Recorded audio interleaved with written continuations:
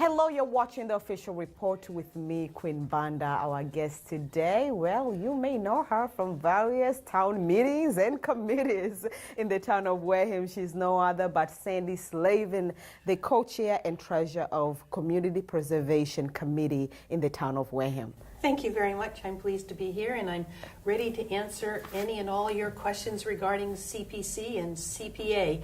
Very good. Well, how many meetings have you attended this week? You're everywhere. I think tonight will be my fourth meeting this week. So you do this full time now? Yeah, I think so. Tonight is a Minot Forest meeting, so yes. It will be my third.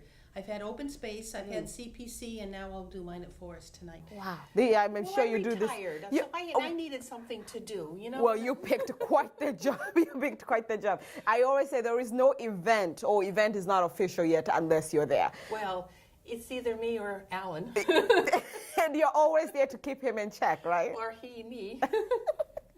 Well, I'm glad to have you. Thank you. So you're here to explain, to digest what Community Preservation Act and Committee in the town of Wareham is about. So let's start with, when did Wareham get involved? I believe Wareham passed the Community Preservation Act in 2002 town meeting. I can't remember if it was in the spring or fall, but in 2003 town meeting, the town approved $163,000 worth of projects for the very first activity for the CPA funds. One of them I know was the purchase of the Freedom Cranberry property, which is off of Indian Nick just before Parkwood. There was money for the Lakota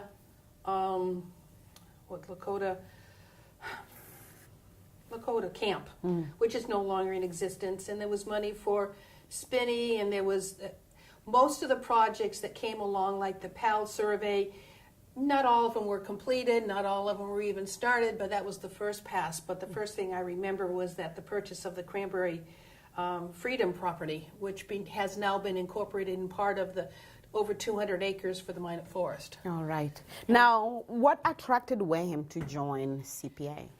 I think the idea, I really know that here was a project being approved by the state for towns and cities to help accumulate funds for various components: historic preservation, affordable housing, open space and recreation.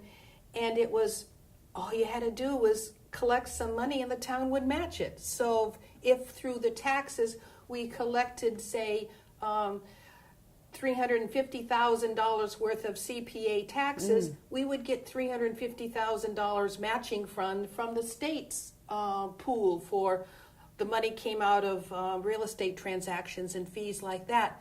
So out of that pool, and I think for the first 4 or 5 years, we really got 100%. Every dollar we put in, we got back from the state. So it doubled the amount. So the 350 became 700,000 for us. And yes, as more and more towns realized that this was available funds for them, they jumped on board. Which was the initial goal, was to bring all the communities, cities and towns in Massachusetts to give them a to chance adopt it, yes. To have these funds available to take care of projects that couldn't be available, couldn't be done. You know, it was just too much money. We want to save this old building. How are we going to raise funds for it, et cetera, et cetera. We want to improve a park or an open space. We want to purchase it. So this fund became available to help the towns and cities do that. Recently, Boston adopted CPA. Oh, you can imagine it wouldn't take much for them to all of a sudden any real estate property in excess of 100,000 had CPA funds collected on it. Well, it wouldn't take long for them to get an awful big pool.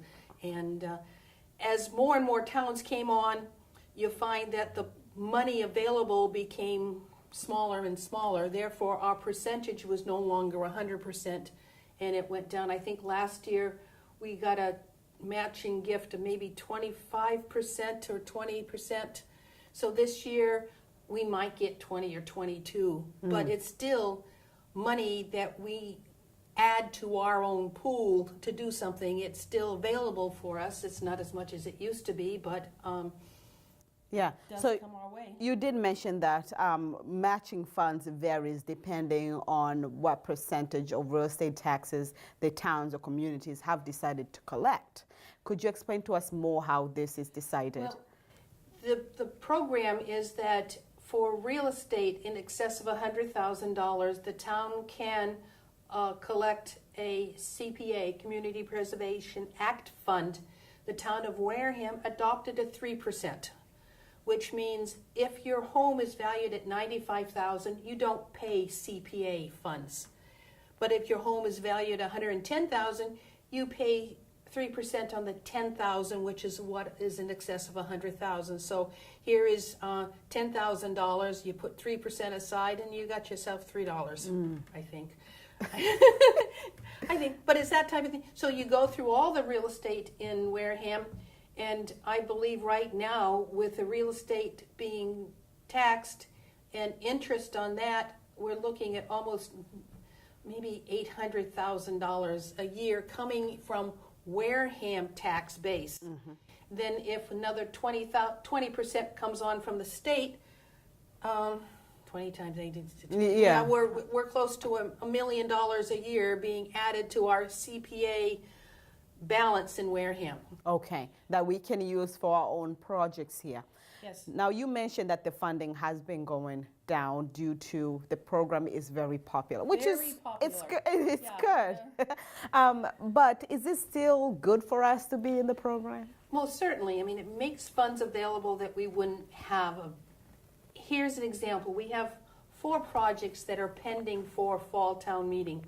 One of them, CPA is still doing discussions and interviews with the applicants on it, but one of them is to totally rebuild the onset band shell. That money would not really been available any other way other than using CPA funds. We have the Wareham Land Trust looking to purchase a piece of land off of Blackmore Pond, on which they own land all around it. So here's one more component to having a fairly large piece of property uninterrupted by building or anything else like that. So yeah, those are 2 projects that are pending. We have a third pending project coming in for us for 4 to 6 units at the Agawam Housing Authority for affordable housing for our seniors and our disabled. I mean, that would not have been able to be done If we didn't have the funding in place. or harder to do. So the land trust would have to raise all the money on their own with all the other things they do and maintain whatever.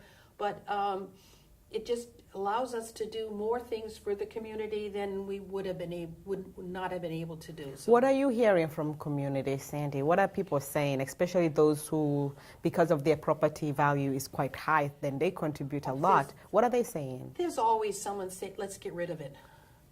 And it's one of those things that, or people don't even know what CPA means on their tax bill, that type of things. But this Community Preservation Fund has allowed us to, here's 2 examples. We're about to complete a project of a brand new playground on Avenue A in Oakdale. That never would have happened without it. They had old dilapidated pieces of equipment all over their field. It's now consolidated into a safe play area. We also are funded and almost completed a brand new playground off of Hathaway, the Lukey Playground. Yes. Again, the community stepped up, worked hard on it. They have contributions for tables and benches and things like that, but the community stepped up, even joined, Amanda Smith joined the Open Space Committee to help drive that playground at Hathaway. If you haven't seen it, folks, it's worth a trip out to see what community preservation funds are able to do for us. We have a brand new 3rd softball field out in Westfield for the younger girl players. We put bleachers out there so people can sit and watch the games. Again, CPA funds to do that. Okay. Now, can SPA funds be used for schools? Like we're talking about building a new elementary school. Okay, No, wouldn't the fit in. CPA funds are very limited to what they can be used for. One, historic preservation. You can preserve an historic building. Funds have been used to redo the Methodist Meeting House at 495 Main Street. It was requested owned by the Wareham Historical Society. And if you go by 495 Main Street, you wouldn't recognize the building. Of course, when I was in school here, it was a laundromat, so anybody who's been around for a while realized what it had been. But given to the Historical Society, it was in major need of repair. So it was done with CPA funds. We have CPA funds to redo the old schoolhouse that at the same complex and the old chapel. So historic preservation, it allowed us to purchase Tremont Nail. Yeah. Which in 2004, which is in the news a lot anyway, but here it is, a chance to preserve part of our Wareham history. The CPA funds have been able to redo the roof on the town hall, the slate roof. It's plans to redo the roof of the auditorium, because if you've been in the auditorium, it leaks and the plaster is falling on you, so you have to repair the roof. Again, a historic building using CPA funds. It doesn't have to be town-owned. The Historical Society shows that we can use it for nonprofits. Okay, and also to fix the pier in Onset. And that's another one that's open under recreation, is that to help fund the repairing of the pier. But CPA funds can be used for historic preservation. It can be used for open space and recreation. Several years ago, the CPA rules allowed us to put money into a recreation on land that wasn't purchased by CPA, which means at one time, unless the land was purchased by using CPA funds, you couldn't do. You had to use. It had to be purchased in order to use CPA funds to do a playground. But a couple of years ago, they changed the rules that says it no longer had to be purchased with CPA. So that allowed us to expand and do Oakdale and Lukey, and to put $75,000 into the Lopes Field for engineering and blueprints for their play area. So again, that was funded by CPA. The third category is affordable housing. It's not been a good. We don't get projects for affordable housing. Every once in a while, when the Agawam Village, Agawam group wants some housing, we've had issues getting it. It got passed and approved by CPC, the Community Preservation Committee, but the selectmen refused to put it on the warrant, so it didn't go to town meeting. And for reasons that do not correlate to CPC at all. The first time is that when they came to us for 6 units, the selectmen say, we want the state to step up and put more money in it. We're not going to put all our money into it, but it's our citizens who didn't get housing because the Board of Selectmen at the time wanted the state to come up with. And by all our money, meaning all the CPC funds that we had for that year? For what we've accumulated. Yes. Right now, we have over $500,000 earmarked for affordable housing alone. I mean, we have over $2 million of total CPA funds. $500,000 is for affordable housing. But several years ago, Agawam Housing Authority came to us for 2 units for 4 homes, and a selectman say, that's too much money. Well, guess what? It is wages. It's a needed thing Well, first. not only that, but we have to pay the prevailing wage, which costs all projects to be increased in the cost. So this year, Agawam is coming before CPC asking for more money. Of course, it's $50,000 than what it was 2 years ago because all prices have gone up. But the selectmen have the right to deny passing on a CPA. I feel like when it comes to affordable housing, that's a whole completely debate. There's so much politics and red tape. It's not normally on reasons based rather than how somebody feels on affordability, housing. Part of it is what is affordable. In Wareham, we're in the Boston housing market, and that's not affordable by anybody. No, I could not afford an apartment in this town. I had to get out of the town. And and I know that I believe it's Patrick Trapiano has a project on his plate to see if he can move us into the New Bedford housing grid, which is much more realistic to what our community is made up of. I can't say that we're meant to be part of the Boston. No. There were reasons for it. At the time, it was placed in Boston because of where we were linked with the other towns, we were so low on the totem pole that we got more funds from the state to do things. Yes. Okay, and that's why with Boston, because we got more funds. But it's no longer suitable for us. we've got to increase the affordable homes, affordable dwellings in this town of Wareham. And we're waiting for projects to come before CPC so we can submit them to town meeting vote, because the town meeting vote determines whether or not a CPA article passes or does not pass. You know, when you talk about affordable housing, to increase more affordable housing in the town, people often say, whom do these units going to benefit? Are people in Wareham going to get first dibs in getting these units, or are we getting people from out of town? I believe you cannot restrict it to say if that it has to be limited to people from Wareham. There has to be a income qualification to determine if they make it. If they don't, you can't require a housing to take X percent of Wareham citizens. It depends on where they follow in the requirement for financial need. Okay. And if you can't fill it with Wareham, you're going to fill it with people who do. Yeah. And it doesn't always have to come from our community. Yes. Now, moving on, there are some works on to increase the matching funds that are coming from the state on the CPs. If the source of the funding comes from our titles, deeds, real estate transactions, and if they have to gather more funds and they have to charge more fees to do a purchase and a sale of a piece of property, what is happening is that because Wareham has a 3% contribution to our CPA funds, the state goes through 3 waves. The first wave, everybody gets a piece of it. Okay. And then the people who are on 2% get the second wave, and that adds to it. And the people with the 3% get the third wave. So even though they might say that we can only match 15% on the first wave, by the time they get to the second and third wave, Wareham might very well be up to maybe 28, 29%. But that's, Okay. just it allows us more bite of the apple. But what has happened is that bigger cities, Chicopee, Boston, have all become part of wanting to grab this pie, and it's just can only go so far.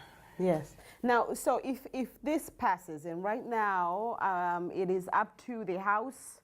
No, sorry, the House had rejected this. So right now it is up to the conference committee to decide whether this is going to be, if they're going to accept it or not. If it does pass, what would it mean for us rather than getting maybe a bigger share? We just get a bigger piece. Okay. A bigger percentage of to match what, if we contribute 800,000, we would get more of a bigger percent of the state matching it. So we should be fighting for this. There should be some request to add our voices to this. Okay. Please allow more funds into the CPA fund but they know it's been depleted as more and more towns and cities. Yeah, and take a bite. what do you think? Will it be a point where there won't be any matching? No, I don't. I do not think. It might get lower than what it is right now. Yeah. But I don't see it. I don't see the program stopping. Okay. So how often do we need to renew our membership to the CPA? Well, the town can vote against it at any time. The town can vote it down, saying we no longer want CPA, it comes before town meeting, and it can be voted down. If I take a look at our property tax, our CPA funds are a cup of coffee once a week. I mean, it's one of those things, it's not a whole lot of money out of a normal household. I mean...